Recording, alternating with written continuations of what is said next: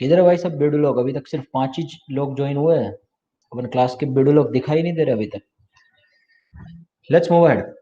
So we were there into Reliance Industries Limited leverage analysis. So I guess we had downloaded the data as well, and we had arranged the data accordingly that we can do some trend analysis of leverage based on the data we got. So I guess the first task of us from this was to identify all the expenses and assigning them the categories, that whether they are variable or fixed expense. Now we do not have the exact detail about the company, about these expenditures, about the breakup of this expenditure. There may be various other expenditures falling a part of this group. So that's why we cannot predict it very accurately that whether they are fixed expenses or variable expenses. But based on the data we have got of last 5 years, we may at least make some assumptions, which may be nearby the reality, may not be the exact reality, right? So that was our first task. We had identified few expenses as the variable and few expenses as cost. Until and unless you don't do this, we won't be able to do the leverage analysis. So let me share my screen now.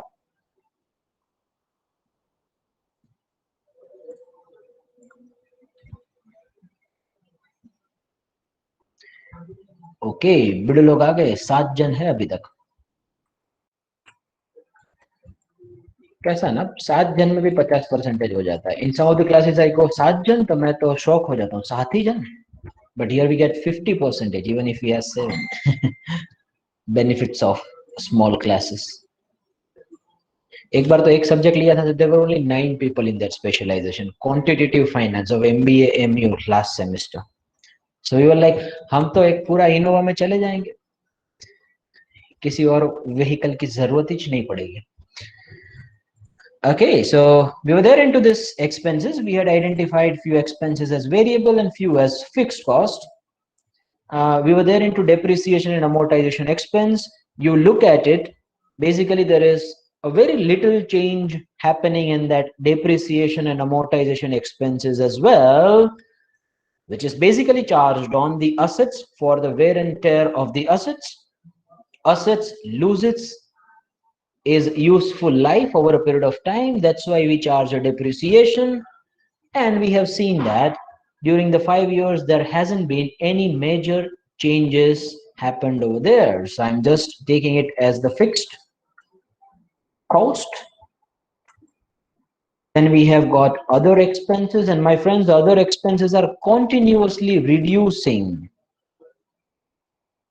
Now I don't know the nature of this other expenses because it may involve various other expenses, small parts of it.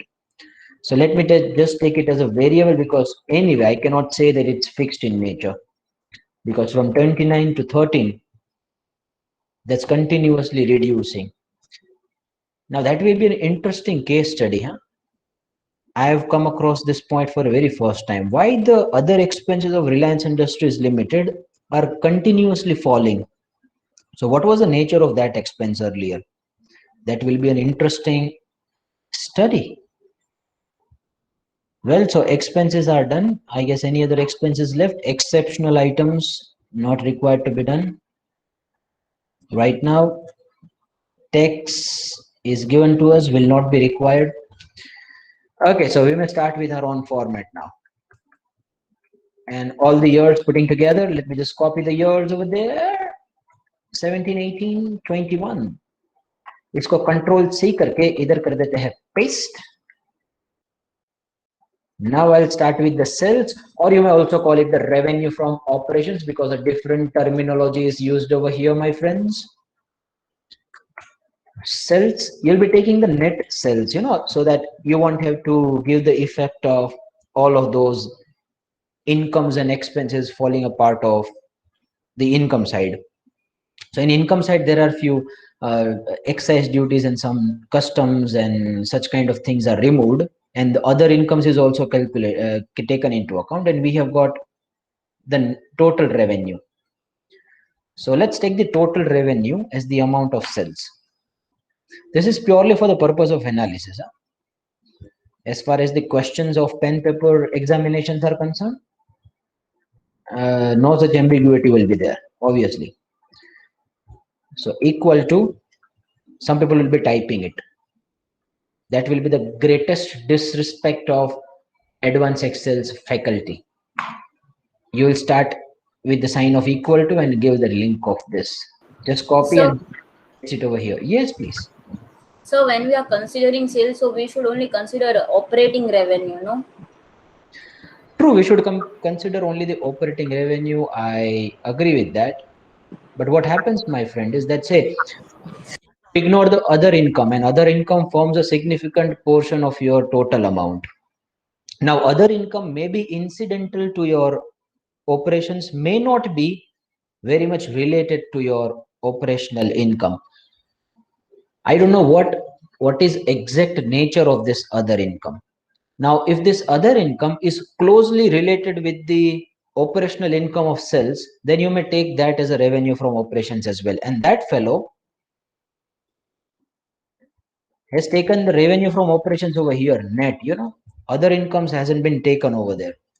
Now, again, that's up to us. If we assume that we want to take only the revenue from operations, then the justification may be given from our side that other incomes are not considered. And if we consider the other income, then the justification should be like, we consider this other income to be closely incidental or to be closely related with the revenue from operations. That's why we are considering that too.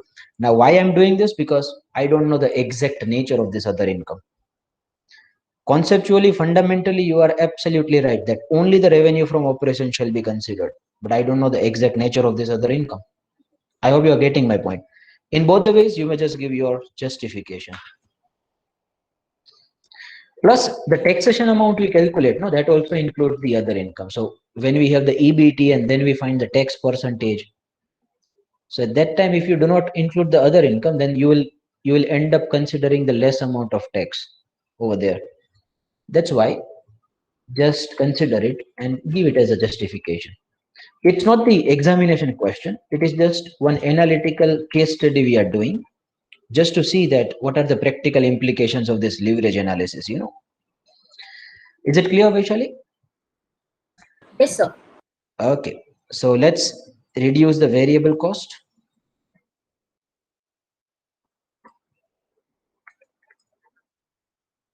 Variable cost are basically percentage of the sales we do in our pen paper calculations, but here in this case we have got the exact figures, right? So we'll be taking that. So all the costs that we are considering as a variable, we are adding all those costs.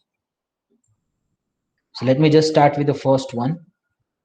So this B12 plus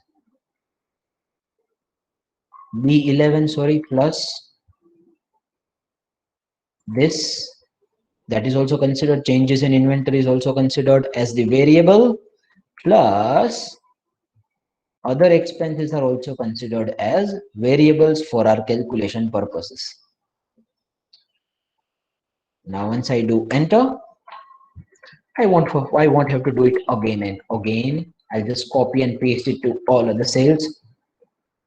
I'll get the variable cost for other years too. Then I'll get the contribution.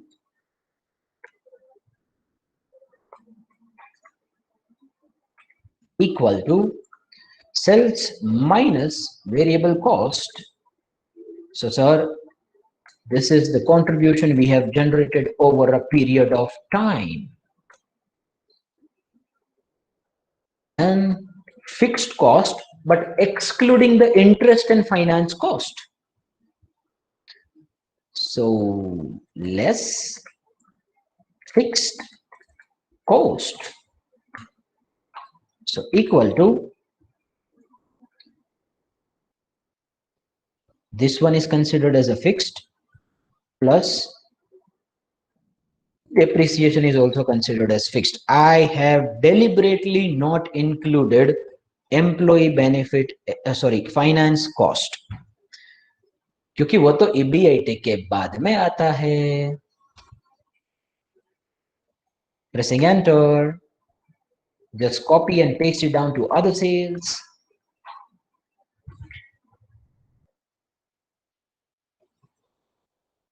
Sir sale बोल रहे हो कि cell बोल रहे हो? आपका pronunciation ठीक करो. CELL वाला सेल था ये, और ऊपर जो सेल कर रहा था वो SALE वाला सेल था. आप सेल बोलो कि सेल बोलो, दोनों सेम ही लग रहे हैं. अब क्या करें?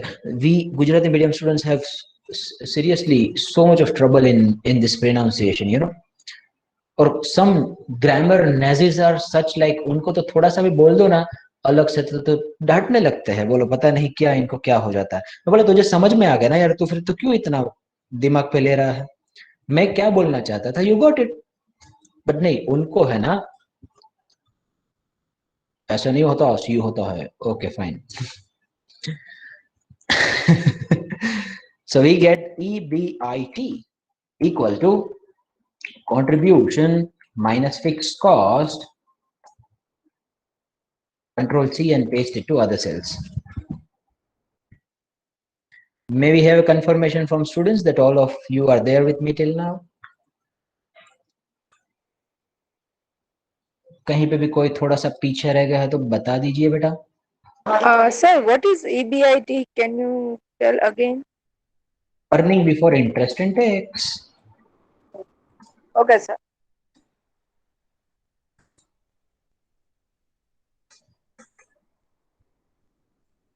Earning before interest and tax.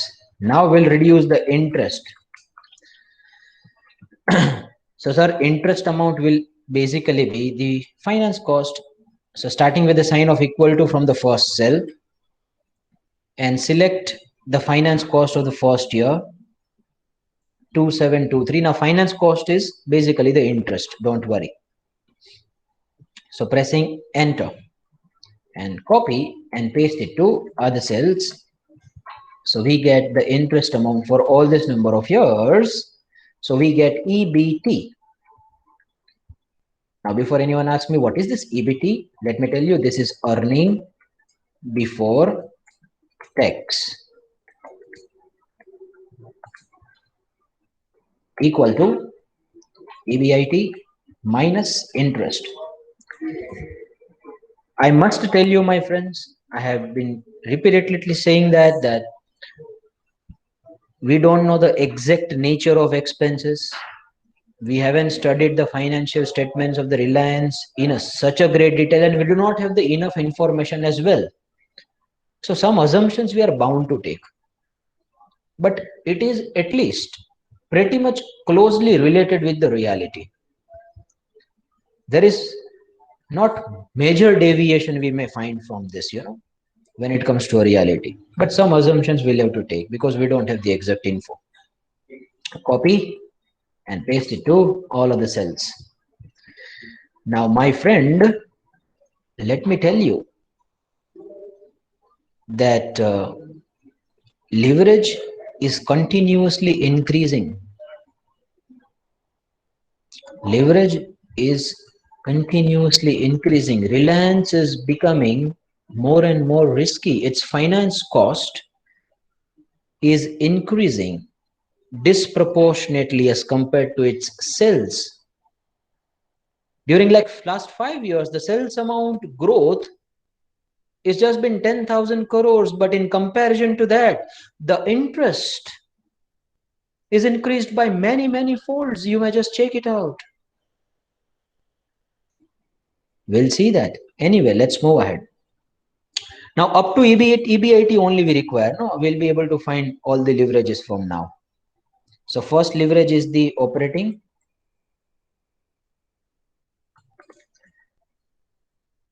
And here, it's not just about the calculation in the business analytics. You must understand the orientation of this subject. If I would have been teaching this in a general MBA MU, my primary concern was just to deliver them the formula and the conceptual knowledge. Here, the analytical aspect should also take place. We need to justify this title of course, no? Operating leverage equal to contribution divided by EBIT. contribution divided by EBIT. Just copy and paste it to all other cells. Now in operating leverage, we may say that it is pretty much stable. There hasn't been any such deviations which may just catch our eyebrows, you know. The situation is not so bad that it is a matter of concern for us right now. But it may be a matter of concern for financial leverage. So equal to EBIT divided by EBT. Now financial leverage was again not a concern in initial years. Nowadays, since last 2 to 3 years, it has increased exponentially, friends. Now the combined leverage. So you may just take contribution divided by EBT, or you may just multiply operating leverage and the financial leverage, whatever the case may be you want to follow. So I'm using the multiplication of this two.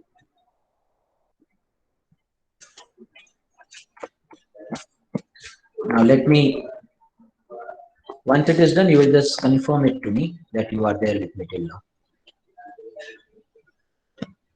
हर कोई मेरे साथ है तो थोड़ा सा chat box में बता दीजिए बेटा.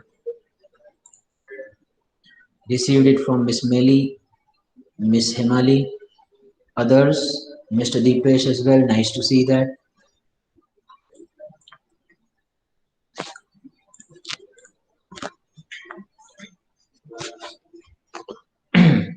Okay. Once we find this leverages, let me just plot it somewhere in a graph so that we'll be able to see the clear direction of it, you know. So I'm just selecting this operating, finance and combined leverage together and inserting one line chart over there.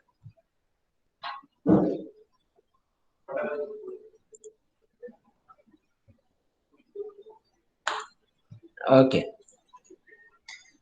And as the line chart suggests me that in the last 2 years, the leverage has grown exponentially. That is the matter of concern for a company. A gigantic, huge corporation like Reliance Industries Limited has leveraged its position significantly in last couple of years. Now, I'm not saying that there may be always a bad indication behind it. It may be due to some other loans they would have taken for their future expansion purposes. But at least it should strike in our mind that there is a further scope of research that why this company, such a financially strong company, one of the huge corporations of India, in fact, entire world, has taken so much of debt in the last few years. And if that gets striked in your mind, 80 or 90% of the analytical aspect is over. Now you'll have to just find a reason behind it. I hope you're getting my point. So leverage tells a lot about you.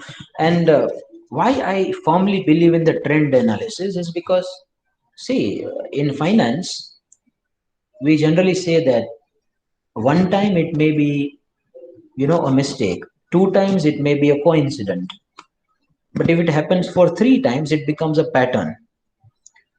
So since last 2 years, the leverage has increased significantly. In the third year as well, if it gets the significant increment, then it may be a sign of caution for you. If you are an investor there, or if you are suggesting your clients related to this stock, it may be a matter of caution for you.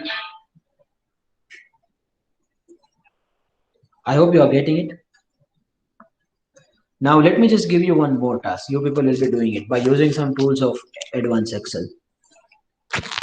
Now I have found this combined leverage by using some formulas over here, right? So I'm asking you that what amount of cells a Reliance should generate to keep leverage at 1.5 times, combined leverage at 1.5 times.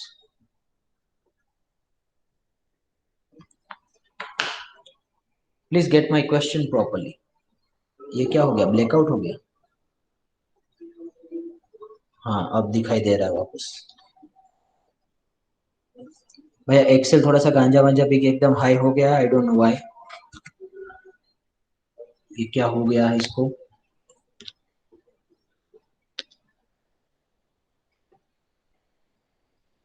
Oops.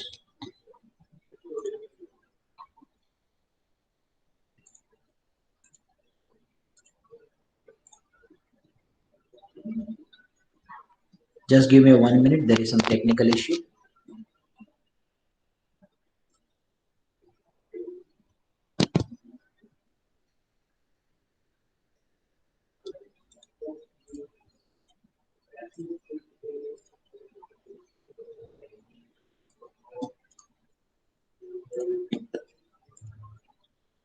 Okay, sharing that with you now again. It got hanged. I hope that's visible to everyone now. Is it visible, guys? May I have Yes. confirmation? Okay, thank you. So my next question is, you will be doing it by using some appropriate tools in the advanced Excel. If Reliance wants to keep its combined leverage at 1.5 in the last year, the current existing year 2021 for which we have got the data, then what amount of cells they should generate? It's a reverse engineering to keep a check over your combined leverage. What would have been the sales amount?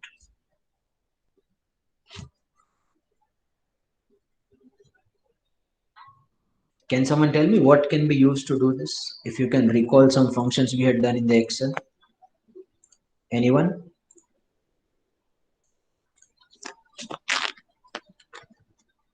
कोई नहीं? कोई नहीं?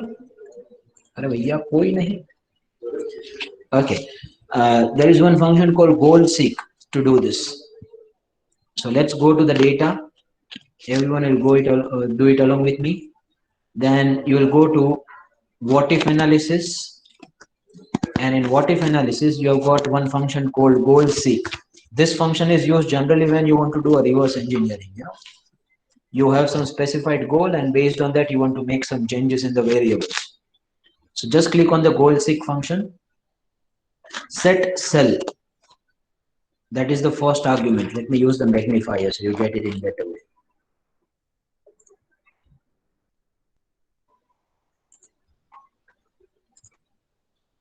Okay, set cell is basically a cell where you want to fix some value. So we'll have to give the reference to that cell. So I'm selecting this 2.04 wala cell where I want some value, right? At that place, what do I want? I want 1.5, right? Because that's what the leverage is. We want to keep fixed. Now by changing which cell? So I'm clicking over here. We want to change the cell's amount to reach to that figure. Now here the problem may happen because this cell is already dependent on other cell. Okay, let me just try it. Pressing OK. Okay, right. So pressing OK. You just do one thing. The sales amount you have got, no, just copy it. All the sales amount. And over there only, go to Alt HVS, paste spatial, and just paste the values over there. Press OK. So you know the cell of variable which you want to change, that should not be dependent on any other cell to use this function. Here the sales amount was getting the value from the previous worksheet, from the next worksheet. So we want to convert this into a value, a pure values, rather than making that cell dependent on any other cell. I'm doing it again if you haven't got it yet. Control C, over there, and over there only we'll go to the paste spatial and we'll just select the values from here and press OK. Now you may use the goal seek function because now this sales amount is not dependent on any other cell. Data, what if analysis, goal seek. Set cell will be this 2.04, enter. Over there we want the value of 1.5. That must be the exact value we want over there. By changing what cell? By changing the sales amount of that year, 2021. Pressing enter, again pressing OK. So sir, to keep the leverage at 1.5, the sales should have been 292,107. Because of the fact that sales is not that much,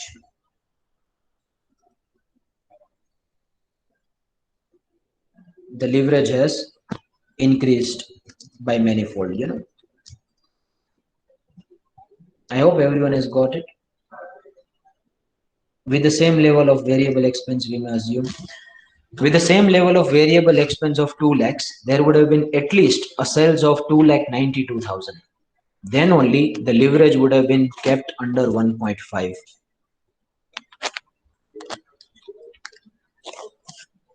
I hope everyone has got it. May I have a confirmation, please? So leverage analysis khatam. Any doubt related to the leverage analysis? Anywhere you require the further explanation as far as the terms of leverage are concerned? And if not, then please put the confirmation so I can move ahead with some other things. Good. Thank you so much, Miss Hemali. Thank you so much, Mr. Dipesh. Good.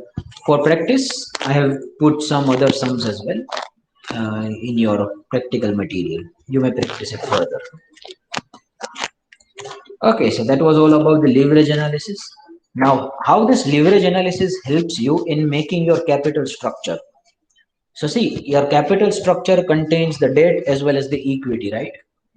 Now, if the leverage is going beyond your capacity, if you increase your debt, then you should at least think about taking the more debt now, because you must see that what is the leverage you can absorb, what is the leverage you can afford, and based on that a debt or equity decisions may be taken, that whether we should finance our requirements with the debt or we should finance our requirement with the equity. If the leverage position is too high, then issuing the equity may be preferred rather than taking the more debt, because after that, after some extent, the interest cost also increases, you know, because if your leverage position is too high, then the banks and financial institutions now will give you the borrowings at a very great interest rates.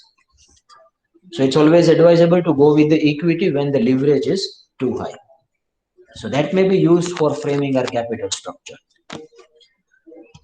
Okay, now one more thing, which is again a very amazing analysis, EBIT and EPS analysis, which helps you a lot in framing your capital structure.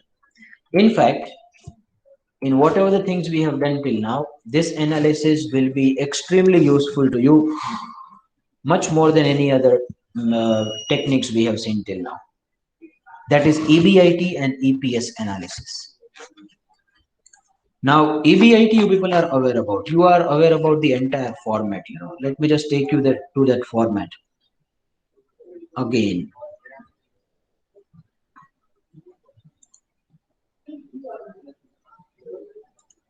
Where we were, I guess in KE, I had drawn a format.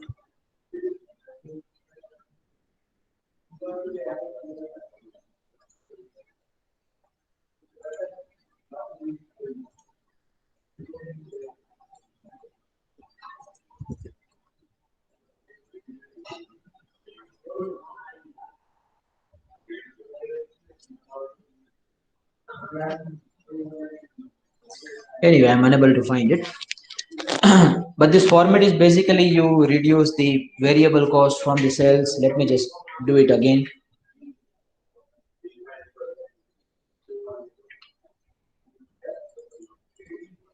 You reduce variable cost from it, you get contribution, then you reduce the fixed cost.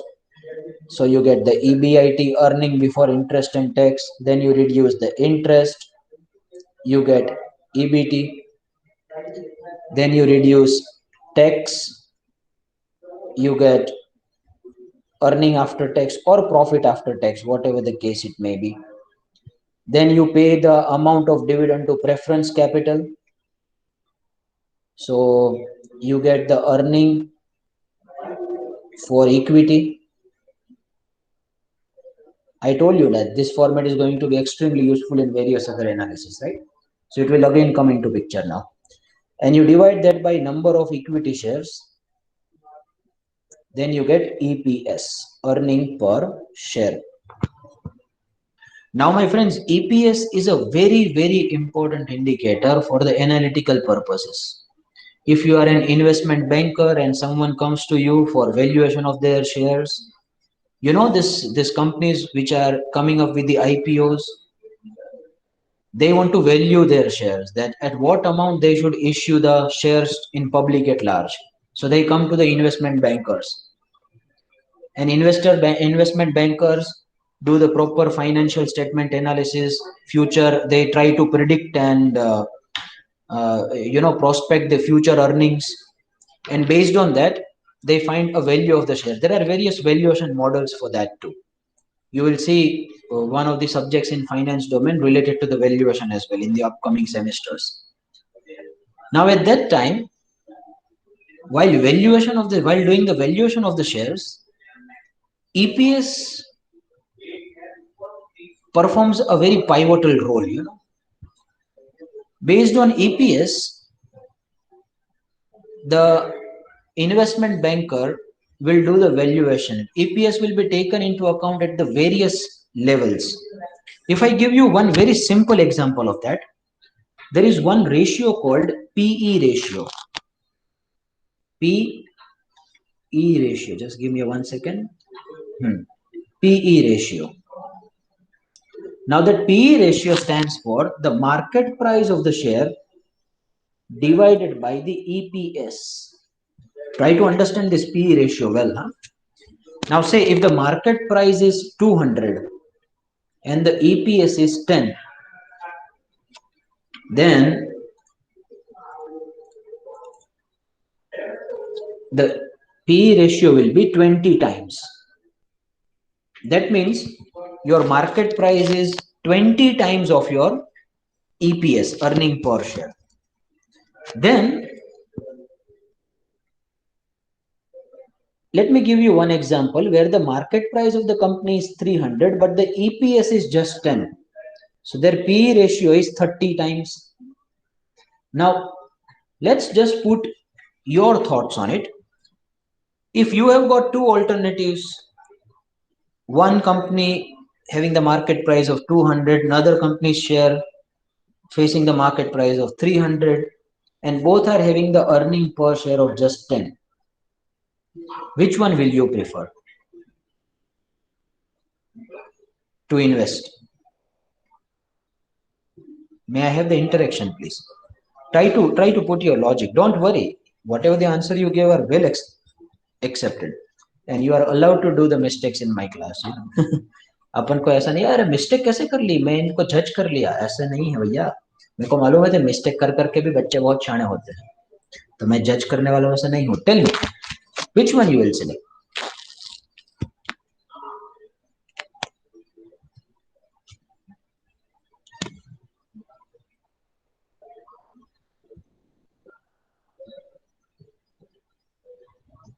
Anyone?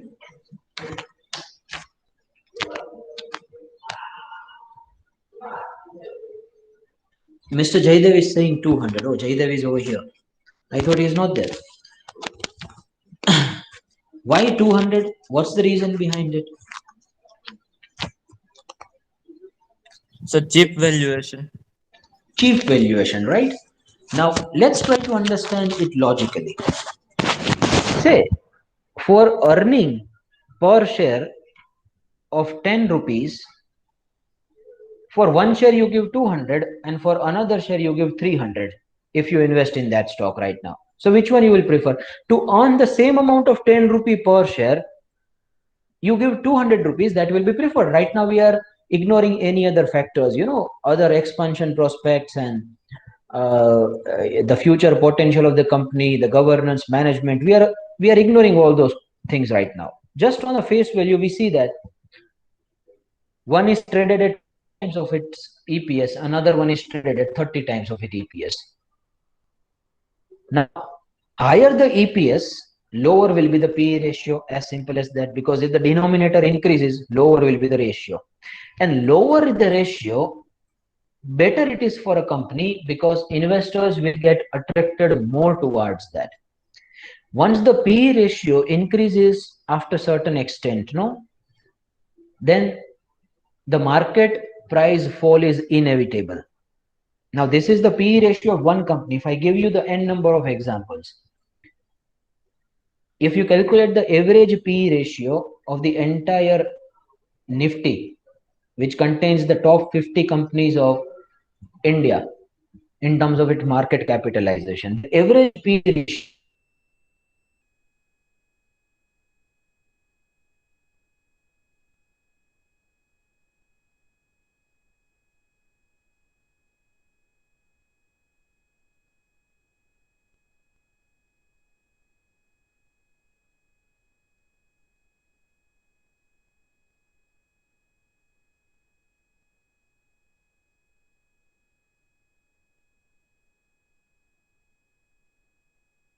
So you are not audible.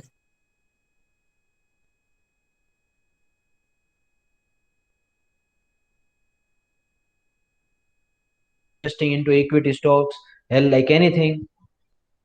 There may be various reasons behind it, but it is a bubble. And how you can see that? Because historically you have observed in the history of the stock market, nationally, internationally, you take the Dow Jones, you take the uh, Nasdaq, all the stock exchanges of the United States of America. No markets have ever survived after crossing the PE ratio of 30, because after that you do not have the sufficient earnings, but against which your market prices are too much, and that's why your PE ratios would be at the skyrocketing valuations.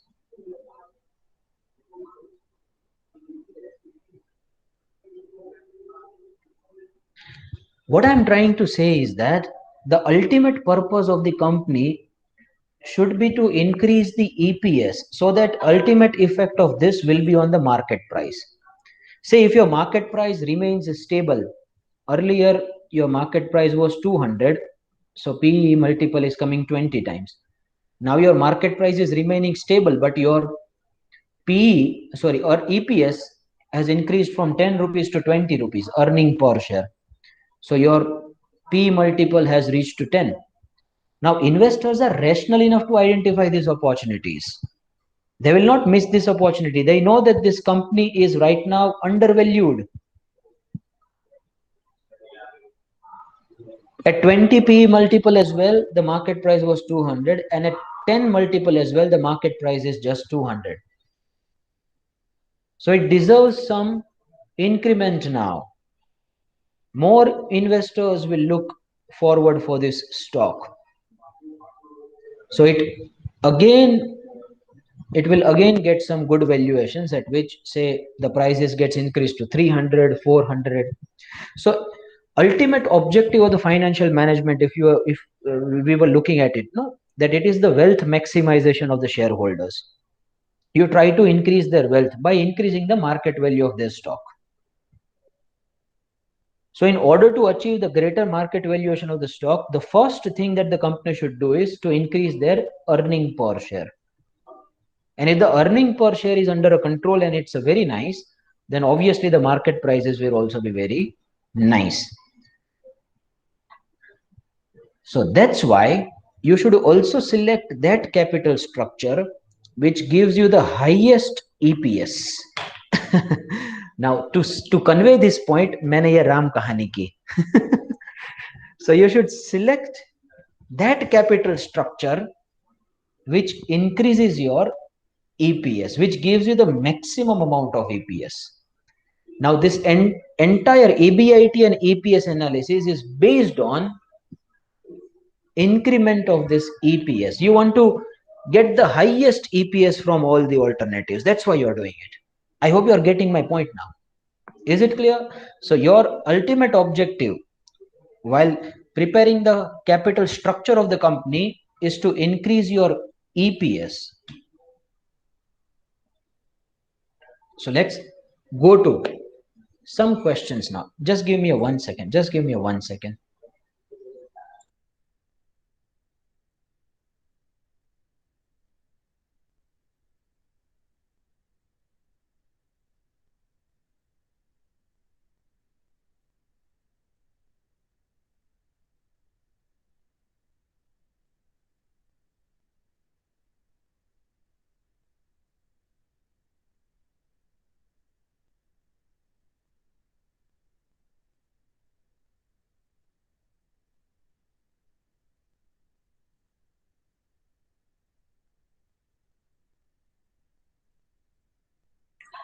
हाँ ठीक है sir, ठीक है. मैंने suggest 50-50 किया था, but फिर आपकी जैसी मर्जी. 20-30-50 भी कर दो, मुझे कोई प्रॉब्लम नहीं. हाँ, as you wish, as you wish. Yes, so we were there into this, right? EPS. So the ultimate objective of the financial manager should be to increase the EPS as much as possible, so that you will get the fair valuations in the market as well. And EPS is the measurement of how good you are doing. You cannot take the profits after taxes as well, because profit after taxes will be obviously very high for the big companies, and for the small companies it will be very low. Some people would have given the preference dividend, some people might not have given the preference dividend, so you cannot take the profit after tax for evaluation of their financial position. So earnings for equity may be compared, but earnings for equity is also a total absolute amount. No, cannot be compared from one company to another company, because obviously Chandulal's earning would be very less and Reliance earning would be very high. But in per share calculation, how much they have done well, that may matter, because ultimately I do not want to invest in the big companies. I want to invest in the companies which gives me good returns. So some of the companies might be having the tremendous earning available for equity, but their EPS would be very low. Earnings available for equity might be in thousands of crores, but they have got the number of equity shares as well, no? So EPS would be say 2 to 5 rupees, and those companies may be traded at just 10 rupees or 15 rupees. But some small companies might be there whose earning for equity is just say 10 crores or 15 crores, but they have limited number of shares as well. So per share earning which they are doing might be say 200, 300. So those shares might be valued at very high prices in the market. Stock investors might give 300 rupees, 400 rupees, or even thousands for those stocks, even though those companies are small. So now you have got the logic that why some companies, in spite of being the small in magnitude, are trading at such valuations, and why some companies, in spite of being so big, like Yes Bank, they're trading somewhere near to 10 rupees, 13 rupees right now. It's because it's not just about the magnitude of your scales, it's about the valuation of each equity price, equity share.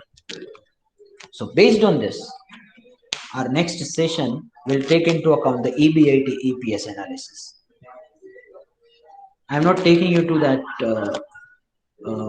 analysis right now, because that would be too heavy for you. In the next session, we'll do it. Is it clear? May I have the confirmation that you have got everything till now, all of you?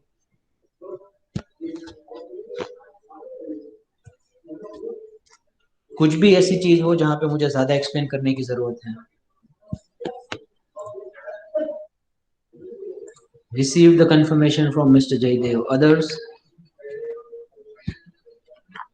Miss Veronica is saying yes. Very good.